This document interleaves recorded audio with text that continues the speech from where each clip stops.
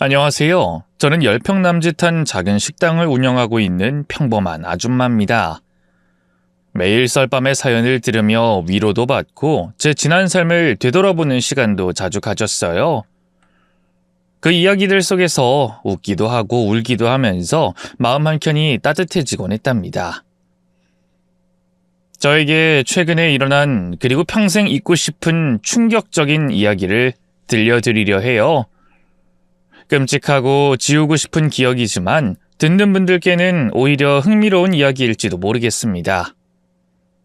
그럼 조심스레 시작해 볼게요. 아들 하나 낳고 남편과 셋이 오순도순 잘 살았어요. 그런데 아들이 아직 학교에 들어가기도 전 남편이 갑작스럽게 세상을 떠나고 말았습니다. 그때 남편이 남긴 보험금의 일부로 작은 식당을 차렸고 삶을 일으켜 세우겠다는 마음 하나로 악착같이 일하며 아들을 키웠죠. 아이의 곁에서 정서적인 안정을 주기보단 경제적인 기반을 마련해주는 것이 더 중요하다고 믿었던 탓에 아들과 많은 시간을 함께 보내지 못했던 것이 지금도 마음에 남습니다. 제가 어설프게 키웠음에도 불구하고 아들은 놀랍도록 반듯하게 자라줬습니다. 공부도 잘했고 성품은 더없이 온화했죠. 제 눈엔 정말 하나도 흠잡을 데 없는 저보다 100배는 나은 아이였어요. 그런 아들이 어느덧 성장해 어엿한 사회인이 되었고 회사에서도 인정받아 과장까지 진급하며 앞날이 창창한 길을 걷고 있었어요. 그러던 어느 날 아들이 결혼할 여자를 데리고 왔는데 어찌나 예쁘고 인성도 바른지 마치 아들과 꼭 닮은 사람 같아 얼마나 기쁘던지요. 상견례 날짜를 잡고 돌아온 그날 저는 식당 일을 하면서도 마음이 둥둥 떠 있었답니다. 설렘과 벅참으로 가득한 하루였어요. 그렇게 기분 좋게 장사하며 평온한 날들을 보내던 어느 날 식당에 좀 수상한 손님 하나가 들어왔습니다. 제 또래쯤 되어 보이는 여자였는데 들어오자마자 인상을 팍 쓰고는 무뚝뚝하게 말을 던졌습니다. 제 식당은 콩나물 국밥과 해장국을 전문으로 하는 곳인데 그녀는 처음부터 기분 나쁘게 주문을 하더군요. 난 콩나물 냄새가 아주 역겨워요. 콩나물 빼고 국밥 하나 줘요. 네? 아니 손님, 콩나물을 못 드시면 해장국으로 바꿔드릴까요? 해장국? 그 시뻘건 국물도 싫어요. 얼큰한 거 말고 맑은 거 없어요? 맑게 끓여드릴 수 있어요. 시원하게 해드릴게요. 그럼 그렇게 해봐요. 나 지금 배고파 죽겠으니까 빨리 좀 해주시죠. 말투 하나하나가 싸늘하고 마치 싸움 걸듯 나를 세우더니 억지로 자리에 앉았습니다. 물론 이상한 손님이 하루 이틀 일은 아니지만 이 손님은 뭔가 달랐습니다. 어쨌든 맑은 해장국을 정성껏 끓여서 상에 올려드렸더니 국 한 숟갈을 떠먹고는 갑자기 숟가락을 탁 내려놓더니 이렇게 말하더군요. 이게 뭐예요? 진짜 더럽게 맛없네. 맛이 없다뇨 손님. 제가 식당 하면서 그런 말씀 처음 듣는데요. 그래요? 그럼 순진한 손님들만 받아온 거겠죠. 내 입에 이런 음식은 쓰레기나 마찬가지예요. 도저히 못 먹겠네요. 그럼 못 드시겠어요? 저는 차라리 돈 안 받고 내보내려고 했는데 갑자기 다시 수저를 들더니 국을 퍼먹기 시작했어요. 뭐 시장이 반찬이라잖아요. 일단 허기부터 좀 채우고 생각하죠. 속으론 한숨이 나왔지만 참고 조용히 지켜봤습니다. 그런데 이 손님, 아까 그렇게 투덜거리더니 해장국을 국물 한 방울 안 남기고 싹 비우더군요. 정말 설거지한 그릇처럼 말끔하게. 그래서 계산을 받으려 다가갔더니 또 한 번 어이없는 소리를 늘어놓는 겁니다. 이상하게 배가 좀 살살 아프네? 아줌마, 이거 오래된 걸로 만든 거죠? 국에서 비린내 나더니만 이거 완전 사람 잡는 음식이었네. 아이고 배야. 손님 무슨 말씀이세요? 오늘 아침에 장본 재료고 육수는 10시간 푹 고운 겁니다. 뭐예요? 그럼 내가 거짓말한다는 거예요? 웃겨 진짜. 지금 배가 이렇게 아픈데 이거 병원 가서 진단서 끊어야겠네. 식중독 걸리면 책임질 거예요? 아니 손님 지금 장난하세요? 다 드셔놓고 이제 와서 음식 탓하시는 건 말이 안 되죠. 계산해 주세요. 계산? 진짜 뻔뻔하다. 이봐요. 여기 식당 안 좀 봐요. 벽지 다 뜯기고 테이블도 낡고 이런 데서 음식하면 세균이 득실거리는 거 몰라요? 청소나 제대로 해요. 나 식약청에 신고할 거예요. 감시 나와야 정신 차리겠네. 지금 뭘 하셨어요? 처음 겪는 이런 어이없는 진상에 말 그대로 얼이 빠졌습니다. 여자 손님은 결국 계산도 하지 않은 채 문을 쾅 닫고 나가버렸습니다. 그 순간 저는 아무 말도 못하고 우두커니 서 있었죠. 속에서는 화산처럼 분노가 치밀어 올랐지만 억지로라도 잡았다간 욕설이 오가고 손님들 보는 앞에서 소란만 피울까봐 꾹 참았습니다. 그래, 무례한 손님 하나 다녀갔다 치자. 잊자 하고 스스로를 다독이며 설거지를 하던 그날 저녁. 그런데 이게 끝이 아니었습니다. 다음 날 오후 다시 그 여자가 나타났어요. 이번엔 손에 병원 진단서까지 들고 당당하게 식당 문을 열고 들어왔습니다. 얼굴엔 억울하고 분노에 찬 표정을 잔뜩 걸친 채였지만 그 눈빛엔 어딘가 계산적인 기색이 서려 있었죠. 이거 보세요 아줌마. 이따위 식당에서 음식을 팔아대니 내가 탈이 나지? 국밥 한 그릇 먹고 집에 가는 길에 배가 꼬이더니 결국 병원까지 갔어요. 응급실에서 주사 맞고 약까지 처방받았다고요. 그러면서 손에 쥔 진단서를 제 눈앞에 들이밀더군요. 보세요 진단서. 명백한 급체, 음식이 원인이래잖아요. 내가 얼마나 고생했는지 아세요? 오늘 하루 종일 화장실만 8번을 갔다니까요. 당장 치료비 내놓고 내가 받은 정신적 피해에 대한 보상금도 주세요. 그 순간 제 속에서 무언가 뚝하고 부러지는 소리가 들리는 것 같았습니다. 그래도 애써 침착하게 말했죠. 손님, 죄송하지만 저희 음식은 매일 신선한 재료로 만들고 조리도 철저하게 하고 있습니다. 지금까지 단 한 번도 그런 문제가 있었던 적 없습니다. 그러자 여자는 눈을 부릅뜨고 한 발 더 다가오더군요. 그래서 지금 내가 거짓말을 하고 있다는 거예요? 아줌마, 이게 진단서예요. 병원이 장난하는 곳도 아니고 내가 일부러 배탈 나려고 했겠어요? 이건 명백한 위생 문제예요. 내가 착해서 좋게 해결하자고 이러는 거지 당장 신고하면 문 닫을 수도 있는 거 몰라요? 당황한 저에게 한 줄기 구원의 손길처럼 옆 테이블에서 식사 중이던 옆집 김밥집 사장님이 조용히 손짓을 하셨어요. 국밥 언니, 잠깐만 나 좀 봐. 주방 옆 작은 문을 열고 사장님과 마주하자 그분은 낮은 목소리로 급하게 말을 이어갔습니다. 저 여자 내가 아는 사람이야. 유명한 블랙 컨슈머야. 블랙 뭐라고요? 블랙 컨슈머. 요즘 말로 개진상. 트집 잡고 진단서 떼서 가게 주인들한테 돈 뜯어내는 전문 악질 손님이지. 세상에. 우리 가게에도 이런 사람이 올 줄이야? 저 여자 내 식당에도 왔었어. 김밥 먹고 탈났다면서 다음날 진단서 들고 와서 치료비 달라고 난리 피웠다니까. 난 단호하게 보상 못 해준다고 했지. 내 음식에 문제가 없었으니까. 근데 그랬더니 바로 식약청에 신고했어. 그 말을 듣자 등줄기에서 식은땀이 쭉 흘렀습니다. 사장님은 이어서 말했습니다. 그 바람에 우리 가게 하루 영업정지 당하고 위생검사 받았지. 다행히 아무 문제 없었는데 문제는 그 다음이야. 일주일 뒤에 또 나타나서 배 아프다고 진단서 들고 오고 또 보상하라고 했어. 손님들 많은 시간에 일부러 와서 이 집 김밥 먹고 탈났다고 큰소리 치면서 다른 손님들까지 겁주고 쫓아냈다니까. 아이, 그 정도였어요? 응. 결국엔 손님도 줄고 평판도 나빠지고 내가 너무 지쳐서 치료비 좀 쥐어주고 돌려보냈어. 그 뒤론 다시 오면 음식 안 판다고 문부터 잠갔지. 그제야 모든 퍼즐이 맞춰졌습니다. 저 여자가 단순한 진상이 아니라 아예 전문적으로 장사하는 사람들 상대로 사기치는 블랙 컨슈머였던 거예요. 한두 번 겪은 일이 아니었고 이미 동네에서 악명이 자자했던 여자였습니다.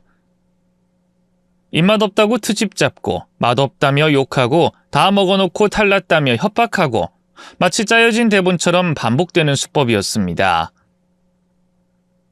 김밥집 사장님은 자신이 당했던 일을 낱낱이 털어놓으며 조용히 충고하듯 말했습니다.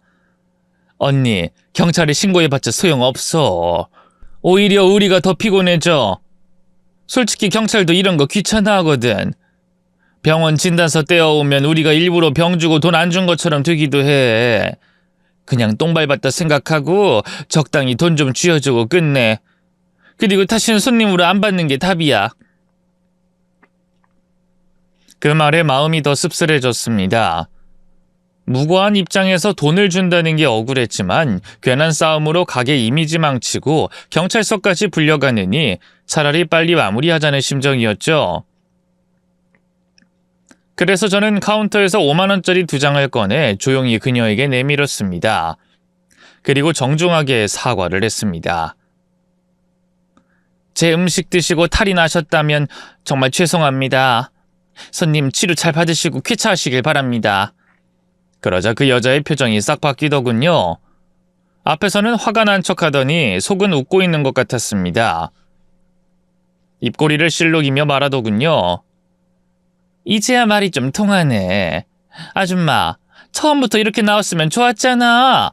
아까는 손님한테 소리 지르더니 꼬랑지 내리고 사과하니까 내 기분이 좀 나아졌네. 그러더니 제 손에서 돈을 가로채며 고개를 갸웃했습니다. 근데 이게 끝이야? 꼴랑 10만 원? 병원 응급실 가보셨어요? 등록하고 대기하고 주사 맞고 약 타고 시간 다 날리고 내 몸은 다 망가졌는데 그거 다 합치면 최소 30은 깨진다고요. 거기다 내가 받은 정신적 충격은 또 어떻게 할 건데요?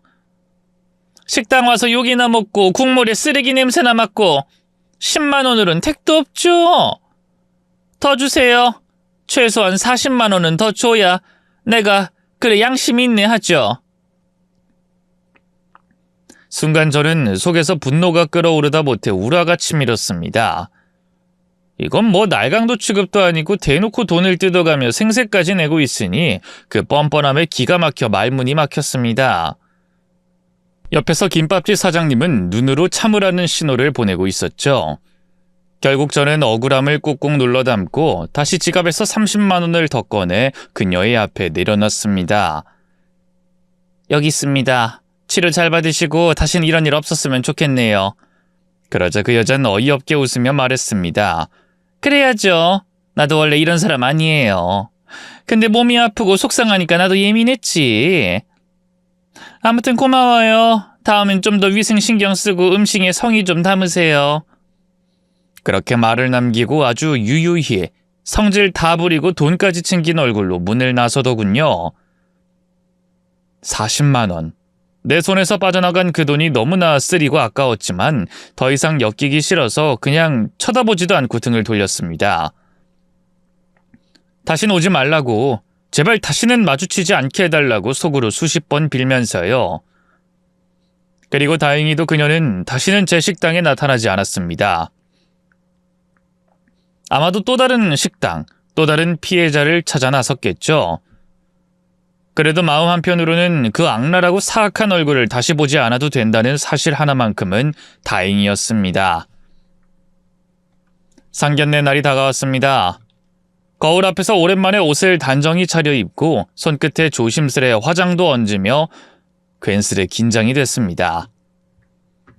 거울 속 제 얼굴이 낯설 만큼 환해 보였고 마음속에도 오랜만에 설렘이 피어올랐죠. 아들과 함께 약속 장소인 근사한 식당으로 들어서며 가슴이 두근두근 뛰기 시작했습니다. 아들, 엄마가 괜히 떨린다. 사돈 되실 분은 어떤 분이셔? 아들은 살며시 웃으며 말했어요. 좋은 분이에요. 아마 엄마랑 통하는 게 많을 거예요. 장모님도 혼자서 딸 키우셨대요. 두 분 대화 잘 통할 것 같아요. 그 말에 괜히 가슴이 찡해져서 웃음 지으며 대답했죠. 그래, 혼자 자식 키우는 게 쉽지 않지. 그런 얘기 나누다 보면 울 수도 있겠다. 그러다 갑자기 목이 메어져 조용히 아들 손을 쥐고 말했습니다. 아들아, 너는 참 엄마 같은 부족한 사람 밑에서 이렇게 바르게 자라줘서 엄마가 고맙다. 정말 고맙다. 그러자 아들은 제 손을 살며시 감싸주며 말하더군요. 엄마도 참 그런 말씀 마세요. 제가 이렇게 살 수 있는 건 엄마가 날 지켜줬기 때문이에요. 누구보다 강한 사람이 엄마예요. 저는 늘 엄마한테 고마운 마음이에요. 그 말에 저도 모르게 웃음이 피어났습니다. 자식, 말도 어쩜 이렇게 예쁘게 하냐. 참 복받은 엄마다 진짜. 그렇게 제 옆에서 착하고 다정하게 자라준 아들이 어느덧 장가를 간다고 하니 가슴 한편이 찡하면서도 아련했습니다. 축하하고 기뻐해야 할 날이지만 왜 이렇게 아까운 마음이 드는지. 조금만 더 이 아들 곁에서 엄마 노릇하고 싶다. 그런 생각이 자꾸 들었습니다. 물론 결혼한다고 해서 엄마의 자리가 사라지는 건 아니겠지만 그래도 이젠 누군가의 남편이 된다는 게 어쩐지 먼 나라로 떠나는 기분이었어요. 그래도 오늘은 웃으며 축복해야겠죠? 제 아들이 제가 세상에 내놓은 가장 큰 자랑이니까요. 이윽고 식당 입구 쪽에서 두 여인이 들어섰습니다. 예비 며느리와 안사돈이었죠. 아들은 반가운 얼굴로 손을 흔들며 그들을 맞았고 저는 순간 심장이 뛰는 걸 진정시키며 자리에서 일어섰습니다. 몸을 앞으로 깊게 숙이며 인사를 드렸습니다. 아이 사돈 이제야 뵙네요. 만나 뵙게 되어 정말 영광입니다. 제 목소린 차분했지만 손끝이 약간 떨렸습니다. 그런 저를 향해 안사돈은 환한 미소를 지으며 다정하게 손을 내밀었죠. 정말 반갑습니다. 사돈, 우리 악수 먼저 할까요? 고개를 들어 눈을 마주치는 순간 마치 등골로 얼음물이 쏟아져 내리는 듯 했습니다. 아이! 눈앞에 선 여인의 얼굴이 나딕다 못해 뇌리에 깊게 박힌 그날의 악몽과도 같았습니다. 안사돈도 순간 눈을 동그랗게 뜨며 놀란 기색을 감추지 못했지만 곧바로 입꼬리를 올려 태연한 표정을 지었습니다. 맞잡은 손, 그 나딛고도 치가 떨리는 손을 잡는 순간 저는 온몸이 굳어버리는 것 같았습니다. 제 식당에 들어와 억지를 부리고 진단서까지 들이밀며 40만 원을 뜯어간 그 블랙 컨슈머 진상 손님, 그녀가 제 아들의 결혼 상대 부모로 나타날 확률이 과연 얼마나 될까? 머릿속으로 가능성을 계산하려 했지만 그건 통계도 수치도 아닌 말 그대로 하늘이 땅을 뒤엎은 날벼락이었습니다. 하지만 그 자리에선 아무 말도 할 수 없었어요. 아들과 며느리는 천진한 얼굴로 우리를 바라보고 있었고 이 자리에서 그 진실을 꺼낼 수는 없었습니다. 억지로 입꼬리를 끌어올려 미소를 지었습니다. 억지 미소는 뺨 근육을 당기는 게 이렇게 고통스러운 일이라는 걸 그날 처음 알았습니다. 안사돈 역시 마치 그런 일은 없었던 사람인 양 웃음을 흘리며 능청스럽게 말을 이어갔습니다. 사위가 어떤 어머니 밑에서 자랐는지 너무 궁금했거든요. 근데 이렇게 곱고 우아한 분일 줄은 몰랐어요. 사돈께서 아들을 얼마나 훌륭하게 키우셨는지 정말 존경스럽습니다. 그 말이 칭찬으로 들려야 할 텐데 제 귀엔 그저 비웃음처럼 들렸습니다. 속에서 들끓는 말을 삼키며 저는 최대한 평정을 가장한 얼굴로 대답했습니다. 아이고 별 말씀을요. 저희 아들이야 제 분에 넘치게 자라준 거죠. 안사돈께서도 따님을 너무나 곱게 잘 키우셨어요. 첫인상부터 아주 야무지고 예쁘더라고요. 그렇게 서로 손을 맞잡고 웃는 얼굴로 한참을 떠는 척했습니다.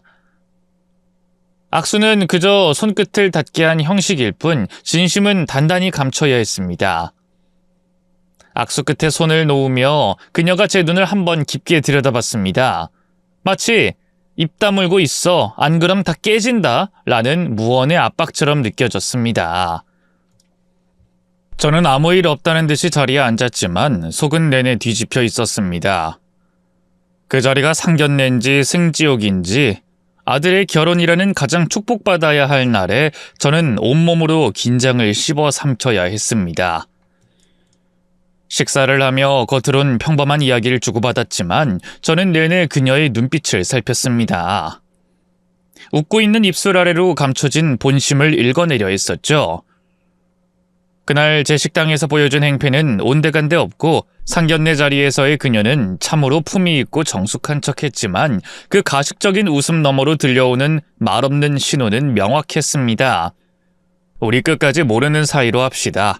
그날은 없던 걸로 해요. 제게는 뼈에 사무치도록 잊히지 않는 날인데 그녀는 그저 창피한 과거 하나쯤 덮자는 식이었습니다. 아마도 속으로는 조마조마했겠죠. 자기 입으로 떠들어놓은 온갖 진상짓이 사위 귀에라도 들어갈까봐. 결국 상견례는 정해진 이야기만 나누고 형식적인 칭찬과 덕담만 오간 채 딱딱하게 마무리되었습니다. 표정은 웃고 있었지만 제 속은 불에 댄 듯 따가웠습니다. 그리고 이틀 뒤 장사 마무리 무렵 식당 유리문이 열리며 익숙한 발소리가 들렸습니다. 안사돈이었습니다. 이번엔 혼자 당당한 얼굴로 들어오더군요. 입가에 잔잔한 미소까지 띄고 있었지만 저는 그 미소가 어쩐지 섬뜩하게 느껴졌습니다. 사돈, 우리 인연이 참 깊네요? 인연이라고 하니 어이가 없었습니다. 그날처럼 행패 부리며 돈 뜯어간 사람이 할 말은 아니죠. 하지만 저는 차가운 생각을 뒤로 밀어두고 최대한 부드럽게 대했습니다. 아, 네, 사돈. 그때 탈나셨던 건 괜찮으셨어요? 그럼요. 덕분에 다 나았죠. 뭐 살다 보면 그럴 수도 있는 거잖아요. 근데 말이에요. 그날 일은 우리 애들한텐 비밀로 해요. 제 딸 사위를 무척 좋아하고 의지해요.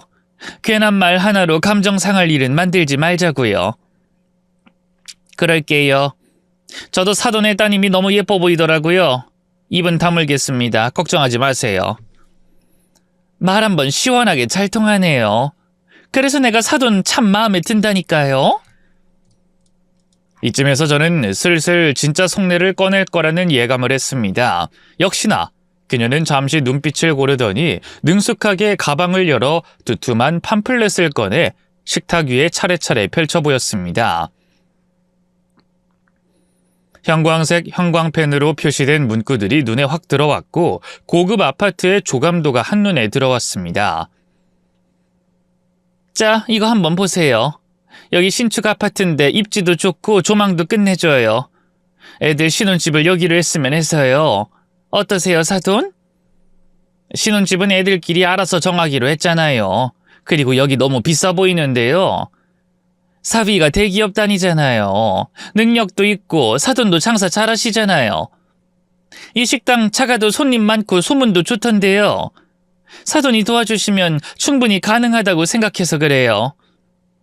지금 이 얘기 하려고 오신 건가요? 애들 신혼집 신축 아파트로 하자고? 맞아요. 40평짜리 호수 조망으로 골라놨어요. 벌써 딸이랑 사위한테도 말 다 해뒀어요. 여기 아니면 신혼집은 안 된다라고요. 애들은 제 말 듣고 고개 끄덕이더라고요. 결국 사돈만 결단해 주시면 돼요. 믿고 있어요. 입이 다물어지지 않았습니다. 팜플렛을 보니 가격은 상상을 초월했고 아들 혼자서는 엄두도 못 낼 수준이었습니다. 제가 가진 걸 몽땅 보태도 부족할 터였고 대출까지 받아야 한다면 아들 인생 초반이 빚더미로 시작될 게 뻔했습니다. 하지만 안사돈은 그런 걸 고려할 마음도 없어 보였습니다. 오히려 당당하게 말하더군요. 요즘 누가 허름한 집에서 시작해요. 결혼은 인생의 출발인데 당연히 새 아파트에서 시작해야죠. 제 딸이랑 살 거면 그 정도는 해줘야죠. 체면도 있고 사람 보기에 깔끔해야죠. 부모 노릇 제대로 하시려면 그 정도 각오하셔야죠. 차마 반박할 말이 떠오르지 않았습니다.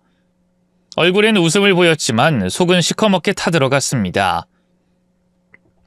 결국 저는 생각 좀 해보겠다고 말한 뒤 그녀를 조용히 돌려보냈습니다.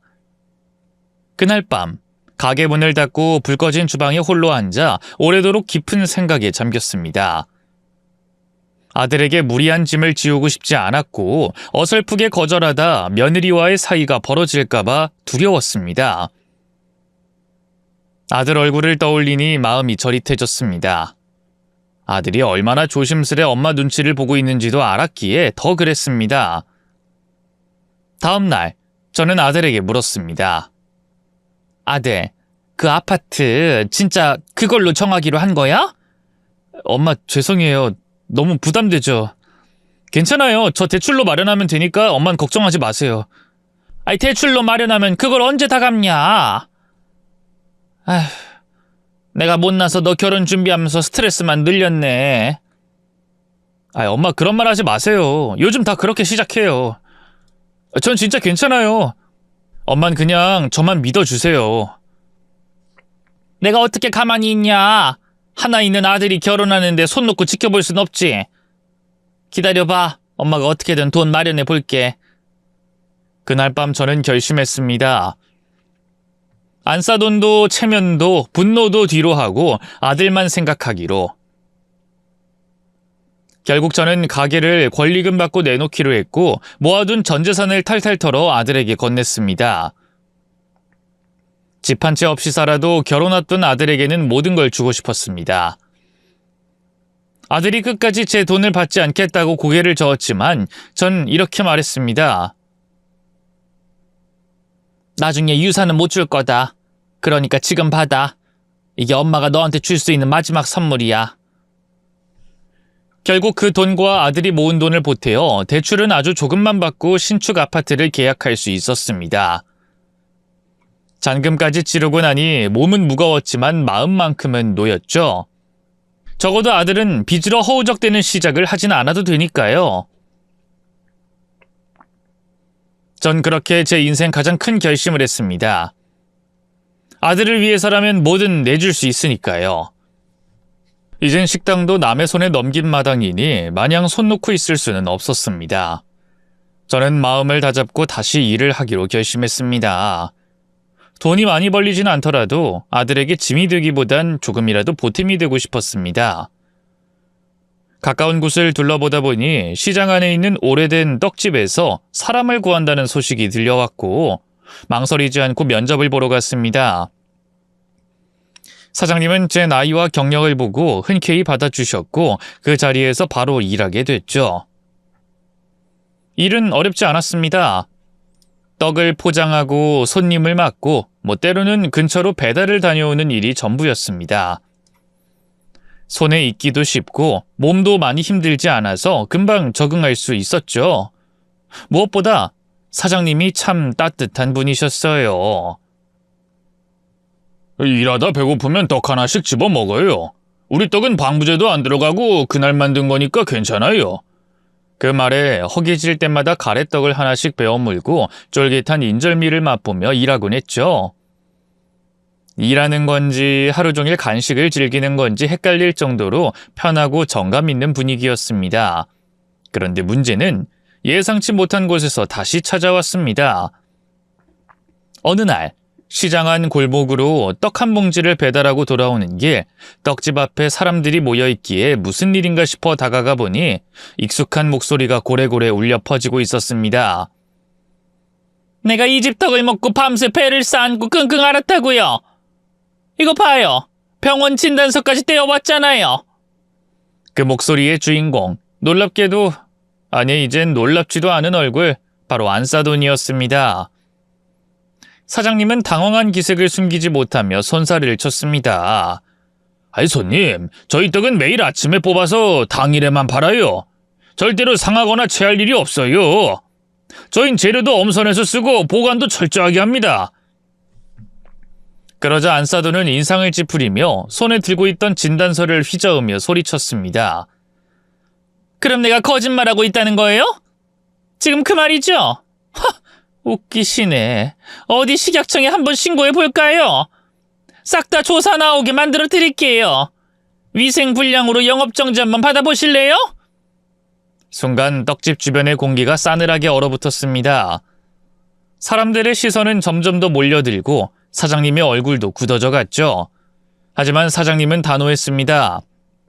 손님, 아무리 그래도 억지는 부리지 마세요. 저희 떡이 원인이라는 확실한 증거가 없다면 어떤 보상도 해드릴 수 없습니다. 그건 원칙입니다. 안사돈은 주머니에서 휴대폰을 꺼내들며 어딘가로 전화를 걸려는 듯 제스처를 보였고 전 그제야 뛰어들었습니다. 다급히 그녀의 옆구리를 살짝 찔러 눈을 맞췄습니다. 어머나, 이게 누구세요? 우리 사위 어머님, 사돈 아니세요? 사돈은 순간 고개를 돌리며 저를 쳐다봤고 표정이 잠시 얼어붙었습니다. 사돈, 잠깐만요. 저쪽으로 좀 가요. 사실은 저 여기 떡집에서 일하고 있어요. 여기요? 이 떡집에서요? 아, 식당 팔았다고 하더니 그럼 지금은 알바하시는 거예요? 그녀의 말에 묘한 비아냥이 섞여 있었지만 저는 웃으며 대꾸하지 않고 그녀의 손목을 조심스럽게 잡아 끌었습니다. 사람들의 시선이 쏟아지는 시장통을 빠져나와 좁은 골목 어귀에 이르자 조용히 입을 열었습니다. 사돈, 제발 여기서 이러지 마세요. 저 사돈이 어디 식당이나 가게 가서 보상금 요구하시는 거 다 알고 있어요. 저한테도 그러셨잖아요. 제가 그날 얼마나 당황하고 창피했는지 아세요? 장사하면서 그런 일 처음이었어요. 아니, 난 그때도 그렇고 이번에도 진짜로 속이 안 좋았던 거예요. 사돈, 저도 그 말을 못 믿겠다는 건 아니에요. 근데요, 사돈이 아프셨으면 드시기 전에 조심했어야죠. 아무데나 가서 따지듯 요구하면 결국 주변 사람들까지 곤란해져요. 그리고 이제 자식들이 결혼하는데 이런 일 계속 하시다간 나중에 애들 귀에 들어가요. 그럼 어쩌시려고요? 저는 차분하지만 단호한 목소리로 한마디 한마디 간곡하게 부탁드렸습니다. 저 역시 사돈이란 이름으로 마주 앉았던 그녀의 체면이 끝내 땅에 떨어지지 않길 바라는 마음이었죠. 그녀는 잠시 입을 꾹 다물고 고개를 살짝 떨궜습니다. 눈빛이 흔들리는 걸 보니 스스로도 부끄러움을 느낀 듯 했습니다. 말없이 고개를 한두 번 끄덕이더니 별말 없이 발걸음을 돌렸습니다. 그 뒷모습을 보며 저는 안도의 한숨을 길게 내쉬었습니다. 안사돈의 진상짓이 이제는 더는 없을 거라 생각하며 조용히 일상을 이어가고 있었습니다. 아들과 며느린 결혼 준비로 바빴고 그동안 작은 다툼 없이 평화롭게 지내고 있었습니다. 어쩌면 이제 그들도 서로를 이해하고 편안한 가정을 만들어 나가겠구나, 그렇게 생각하며 마음속으로 다짐을 했습니다. 그러나 그 다짐은 그날 아침 단 한순간에 산산조각이 났습니다. 아들이 지방 출장을 다녀오는 길에 신호를 무시한 차량과 충돌하면서 사고가 나고 말았습니다. 연락을 받은 순간 심장이 멎은 듯 했습니다. 저는 말도 없이 병원으로 달려갔고 거기서 보게 된 것은 이미 수술 중인 아들이었습니다.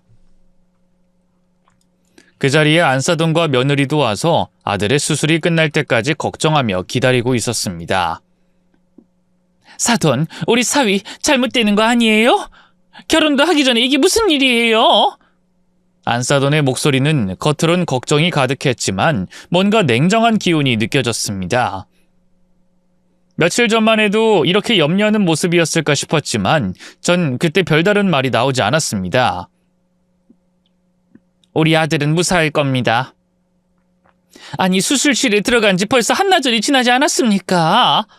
아무래도 큰 이상이 있는 것 같아요. 그때 내내 차분하게 대답하던 저는 이미 속이 탔습니다. 무력하게 의자에 앉아 손톱을 깨물고 있었습니다. 눈앞에서 펼쳐지는 불안감에 땀이 흐르고 가슴은 타들어가고 있었습니다. 사돈, 그런 말씀은 하지 마세요. 안 그래도 지금 미칠 것 같은 정신 부여잡느라 힘든데 사돈까지 보태지 말라고요. 저는 그때 화가 치밀어 올라 그만 말이 나왔습니다. 사돈은 그 말을 듣곤 아무 말도 하지 않았습니다. 그저 고개를 숙이고 자리에 앉아 하염없이 눈물만 흘리고 있었죠. 수술이 끝난 뒤 아들은 중환자실로 옮겨졌습니다. 그러나 의식을 되찾지 못한 채 고요한 숨결만을 남긴 채 그 자리에 누워 있었습니다. 온갖 기도와 간절한 마음으로 제발 눈 좀 떠라라고 속으로 되뇌이며 기도했습니다. 세상의 모든 신들께 매달려 그리 기도했죠. 제발 제 아들을 살려주시면 제 목숨을 가져가셔도 좋다고 말씀드리겠습니다. 그렇게 시간이 흐르고 아들은 아직도 의식 없이 중환자실에 누워 있었습니다. 시간이 지나면서 1인실로 옮겨졌습니다. 의사 선생님은 저희에게 한마디 건넸습니다. 이제 마음의 준비를 하셔야 할 것 같습니다. 상태가 그렇게 좋은 상황이 아니에요. 그 말을 듣고서도 저는 어떤 준비도 할 수 없었습니다. 오직 그 아들의 손끝에 내 손을 얹어놓고 기도할 뿐이었습니다. 면회 시간, 저는 아들의 귀에 대고 울면서 말했습니다. 제발 살아줘, 아들. 너를 떠나보낼 순 없어. 제발 눈 떠줘. 며느리도 눈물을 흘리며 애원했습니다. 자기야, 제발 눈 떠줘. 그 목소리엔 절박함과 깊은 슬픔이 묻어났습니다. 그 순간 모든 것이 멈춘 듯 했고 우리가 할 수 있는 건 기도뿐이었습니다. 반면 안사도는 매우 침착한 표정으로 마치 남의 일인 듯 쯧쯧거리기만 했습니다. 그 모습을 보면서 전 도저히 믿을 수 없었죠. 무감각하고 냉정한 그의 태도는 오히려 차가운 칼날 같았죠. 며칠이 지나고 어느 날 병실을 나서려던 순간 문 뒤에서 안사돈의 목소리가 들렸습니다. 누군가와 통화를 하고 있는 듯한 소리가 났고 그 대화 내용은 그야말로 충격적이었습니다. 여보세요? 나야. 우리 딸 아직 시집도 안 갔으니까 새삥이나 다름없지. 남자 좀 소개해줘. 여기 상황은 어떠냐고? 사위는 곧 가버릴 것 같아. 사위 애미가 멍청해서 사리분별 못하고 있는데 보나마나 존엄사로 떠나보낼 거야. 내가 반품 전문인 거 몰라? 절대로 손해보는 짓 안 할 거라고. 아무튼 우리 딸은 맞서는 무조건 포기할 테니까 지금 사위놈보다 잘난 남자라도 알아봤죠. 들어가. 그 말을 듣는 순간 제 가슴이 철렁 내려앉았습니다. 말 그대로 그 충격은 말로 표현할 수 없는 깊은 감정의 균열을 만들었고 몸이 굳어버릴 정도로 강한 충격이 몰려왔습니다. 저는 며느리만큼은 믿고 있었습니다. 말수는 적었지만 조용하고 아들을 잘 챙겨주는 모습도 보기 좋았고요. 아무리 안사돈이 이상해도 그 딸은 다를 거라고 생각했어요. 제 아들이 병원에 누워 의식도 못 찾고 있는 상황에서도 묵묵히 옆을 지켜주던 모습이 참 고마웠습니다. 그런데 결혼식이 코앞인 어느 날 병원 복도 끝에서 들리는 낮은 대화 소리에 저는 우연히 걸음을 멈췄습니다. 그냥 지나칠 수도 있었는데 며느리의 목소리가 들렸고 그 말 한마디에 심장이 철렁 내려앉았죠. 엄마, 우리 이래도 되는 거야? 이 기집애야. 넌 그 남자 마음에 든다며. 그 남자도 너 좋다잖아. 병실에 누워있는 저놈은 이제 끝났다고. 오늘부로 정리해. 반품하라고. 알겠어.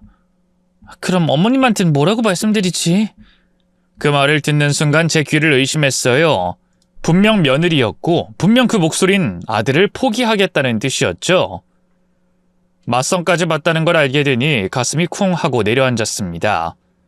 저는 더 이상 참을 수가 없었습니다. 복도 끝에서 그대로 다가가 문을 확 열고 말했어요.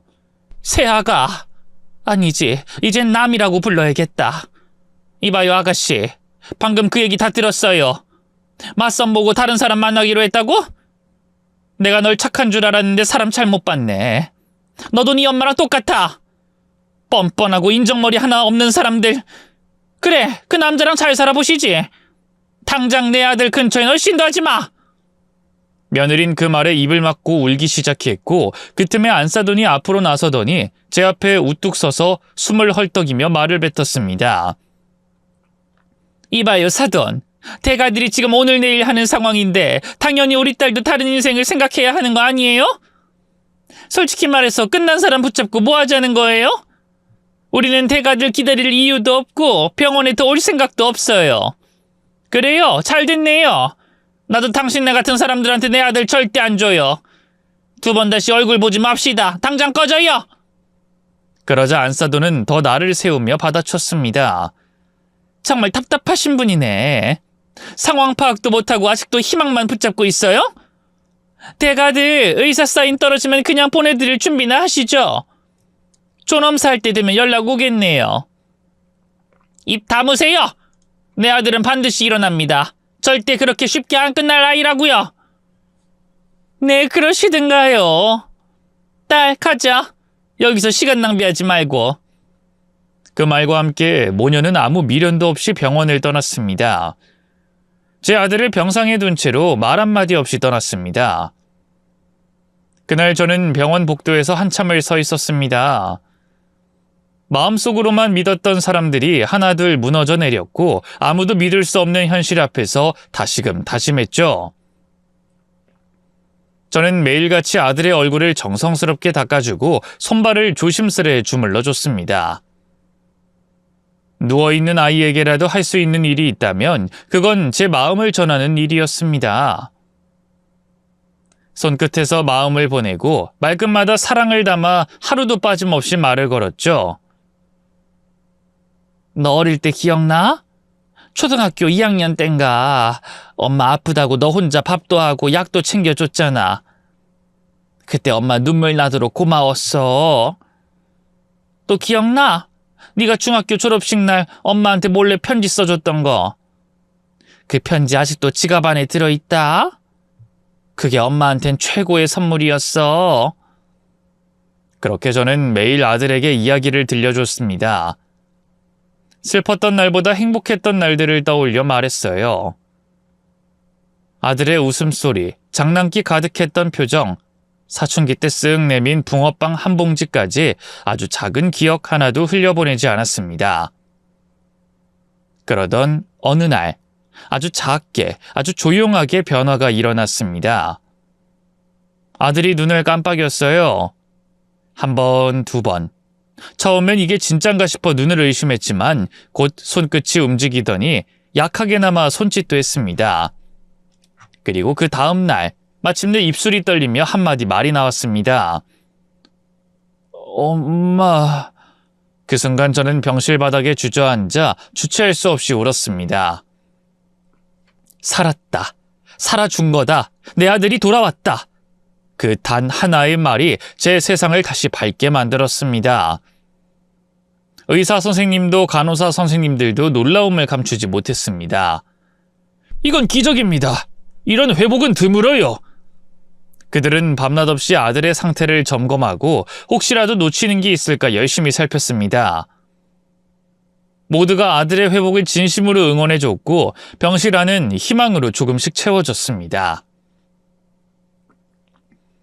2달 뒤 아들은 드디어 몸을 일으켰습니다. 아직 목발을 짚어야 했지만 스스로 서 있는 모습을 보는 순간 저는 또 한 번 눈물이 왈칵 쏟아졌습니다. 엄마, 나 때문에 고생 많으셨어요. 이게 무슨 고생이냐? 네가 살아준 것만 해도 감사하지. 이제 재활만 열심히 하면 퇴원하고 새 인생 시작할 수 있어. 다 엄마 덕이에요. 진짜로 고마워요. 아들은 그 뒤로도 포기하지 않았습니다. 재활치료를 악착같이 견뎠고 마침내 목발을 벗고 스스로 걷게 됐어요. 그렇게 반년 만에 퇴원을 하게 되었고 일상으로 돌아왔습니다. 그건 정말 하늘이 도와주고 땅이 보듬어준 일이었습니다. 전 그때 결심했어요. 내 남은 인생은 착하게 살자. 가능한 한 남을 도우면서 베풀면서 살자고 말입니다. 아들은 조금씩 몸을 추스르고 다시 예전 회사로 복귀했습니다. 회사에서도 아들의 복귀를 진심으로 반겨줬고 차분히 일자리를 이어갔습니다. 저는 예전에 넘겼던 식당을 다시 차렸습니다. 아들 신혼집으로 사둔 집은 당연히 되팔아야 했지만 후회는 없었습니다. 처음부터 끝까지 저는 이 아이만 바라봤으니까요. 가게 문을 다시 열자 예전 단골 손님들이 한 명씩 찾아오셨습니다. 어머, 사장님 돌아오셨어요? 이 집 국밥 많은 데가 없다니까요. 그렇게 장사는 중박 이상으로 다시 살아났습니다. 비록 모든 걸 다시 시작하는 기분이었지만 저는 하루하루가 참 고마웠습니다. 매주 주말마다 노숙인 독거노인을 위해 식사를 제공하는 봉사를 했어요. 아들을 살려주셨기 때문에 베푸는 삶을 살기로 마음먹었으니 이 봉사는 제가 힘이 닿는 데까지 할 것입니다. 그리고 전 알고 있었습니다. 아들이 다시 누군가를 만나 장가갈 날이 올 거라는 걸요. 이번엔 정말 좋은 사람, 진심으로 함께할 사람을 만나게. 그때가 오면 저는 아낌없이 또다시 다 내줄 마음이었습니다. 세월이 흘러 어느덧 2년, 아들이 어느 날 여자친구를 데리고 집에 왔습니다. 예쁘고 차분한 인상이 마음에 들었고 말도 공손하게 잘하더군요. 알고 보니 같은 대기업에서 일하는 동료였어요. 아들이 그동안 건강하게 회복해줬을 뿐 아니라 이렇게 좋은 사람을 만나줬다는 것만으로도 저는 더 바랄 게 없었어요. 상견례도 무리 없이 잘 치렀고 신혼집도 욕심내지 않고 현실에 맞게 준비했어요. 이번에 만난 사돈은 허세나 허례허식이 없었고 집도 분수에 맞게 마련하는 게 맞다며 오히려 저를 배려해 주셨죠. 결혼식도 소박했지만 정이 넘쳤고 저는 마음 깊이 기뻤습니다. 이제야 인생이 좀 살만해졌구나 싶었죠. 마음에도 여유가 생겼습니다. 그런데 그런 여유 때문인지 자꾸 예전 일이 떠올랐습니다. 예전에 그 개진상 안사돈과 배신한 며느리를 떠올릴 때면 속으로 분을 삭히다 못해 혼자 중얼거리기도 했어요. 그 인간들은 지금 어떻게 살고 있으려나? 벌이나 받고 있으려나? 그러다 어느 날 저녁 장사 준비를 하며 식당 TV를 켜놨는데 뉴스에서 익숙한 장면이 흘러나왔어요. 형사들 사이에서 수갑을 찬 여자가 고개를 푹 숙인 채 경찰서에서 나오는 모습이었는데 모자이크 처리가 돼 있어도 단번에 알아볼 수 있겠더라고요. 눈빛이며 걸음걸이며 자세까지 딱 그 여자였어요. 안사돈. 뉴스에선 기자가 사건을 설명하고 있었습니다. 저는 경기도의 한 경찰서에 나와 있습니다. 요즘은 스마트폰으로 장도 보고 물건도 간편하게 살 수 있죠.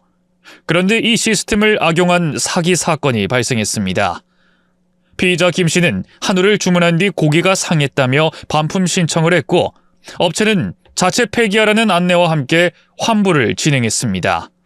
그런데 김 씨는 멀쩡한 고기를 중고거래 앱에 올려 팔아 1,000만 원 상당의 부당 이득을 챙긴 것으로 드러났습니다. 경찰은 김 씨의 행위가 명백한 사기에 해당한다고 보고 오늘 구속영장을 집행했습니다. 딱 듣자마자 입에서 헛웃음이 나왔어요. 아이고, 결국 이렇게 됐네. 식당에서 진상 부리며 보상금 뜯어내던 사람이 이번엔 택배 반품으로 사기를 치다가 결국 덜미를 잡힌 거죠. 저는 복수하려고 한 적도 없고 따로 뭘 꾸민 것도 없어요. 그냥 그날그날 열심히 살았고 마음속에 서운함만 묻어두고 있었을 뿐인데 이렇게 스스로 무너지더라고요. 결국은 자기가 쌓은 업으로 무너진 거죠. 저는 조용히 리모컨을 눌러 TV를 껐고 커피 한 모금을 마시며 생각했습니다. 이제 정말 끝났구나. 다 지나갔네.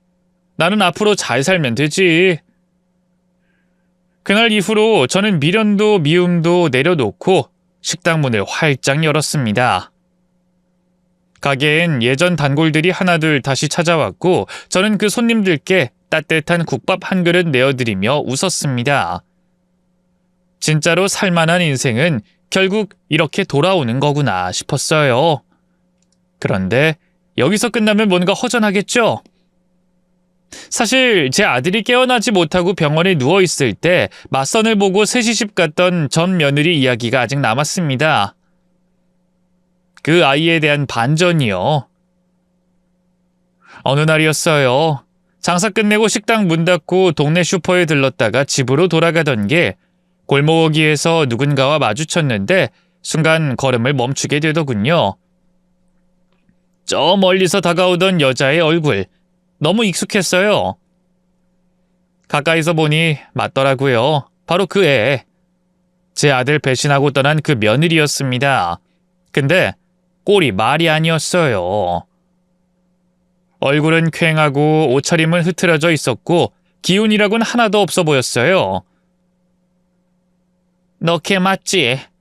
내 아들 배신하고 떠난 그 기집애 맞잖아. 어머님? 내가 왜 네 어머님이야? 새 시집 가서 산다더니 얼굴에 기운이 쭉 빠져선 꼴이 아주 말이 아니구나. 어머님, 저 이혼했어요. 위자료도 못 받고 나왔고 다니던 회사에서도 잘렸어요. 엄마가 저지른 한우 사건 때문에 회사에까지 소문 퍼져서 완전히 매장당했어요. 아, 네 엄마? 그 모자이크에도 얼굴 딱 알아보겠던데? 그 얼굴 뉴스에 떡하니 나와서 아주 유명해지셨더라. 어머님, 저 요즘 정말 힘들어요. 엄마가 감옥 간 뒤로 집안도 엉망이고 저도 어디 의지할 곳이 없어요. 그래, 그렇게 살아야지. 내 아들 버리고 도망친 대가가 그 정도는 돼야지. 쌤통이다, 이 기집애야. 그 말을 듣자 그 애는 그 자리에 주저앉듯 서서 울기 시작했어요. 볼이 축축해질 만큼 눈물이 줄줄 흐르더군요. 어머님, 그이는 잘 지내요? 회복했다는 소식은 들었어요. 혹시 결혼은 했나요? 그래, 장가가서 아주 예쁜 며느리였고 내년이면 손주 본다. 너보다 100배 1000배는 잘 살아. 그러니까 괜히 다시 눈 돌릴 생각도 하지 마. 그땐 정말 엄마 말만 듣고 그렇게 급하게 결정한 게 지금도 후회돼요. 저 아직도 그 일을 잊지 못했어요. 웃기시네. 의식도 없는 사람 내팽개치고 맞선 보고 새 시집 갔던 네가 무슨 자격으로 그 애를 떠올려? 사람이라면 조금만 더 기다렸어야지. 적어도 시간이 필요했잖아. 그땐 기다릴 기회도 안 줬잖아. 알아요. 제가 너무 빨리 움직였고 그 선택이 얼마나 어리석었는지도 이젠 알겠어요. 엄마가 그 사건 터뜨리고 나서 저도 엄마랑은 절연하기로 했어요. 더는 같이 못 살아서요. 아주 잘 됐네. 지은 죄가 많으면 이렇게 하나씩 다 되돌아오게 돼 있는 거야.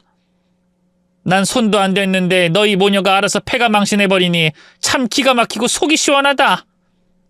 어머님, 진심으로 죄송해요. 그 말만 남기고 전 며느리는 울먹이며 골목 끝으로 걸어갔어요. 저는 뒤돌아보지도 않고 발걸음을 돌렸습니다. 마음은 이상하게 후련했어요. 참 얄궂게도 전 그날 처음으로 그 애의 사과를 들었고 오히려 가볍게 집으로 돌아올 수 있었죠. 지금 제 아들과 며느리는 대기업에서 여전히 성실히 잘 다니고 있습니다. 저는 식당을 운영하면서 시간이 날 땐 손자를 봐주기도 해요. 뭐 세상을 다 가진 건 아니지만 이만하면 참 감사한 하루들이죠. 사실 이런 과거는 다 잊고 묻고 살아가려고 했어요. 근데 썰밤 사연을 듣다 보니 자꾸 제 이야기와 겹쳐지고 사람들에게 한 가지는 꼭 말해주고 싶더라고요. 세상엔 전 사돈 같은 진상도 많습니다. 그런 사람은 엮이지 않는 게 제일입니다. 처음엔 몰라도 티는 반드시 나게 돼 있어요. 조심하세요. 그리고 인과응보, 사필귀정, 정말로 있는 일이더군요. 제 이야기를 듣고 공감이 되셨길 바랍니다. 그럼 제 사연은 이만 줄이겠습니다. 끝까지 들어주셔서 감사합니다.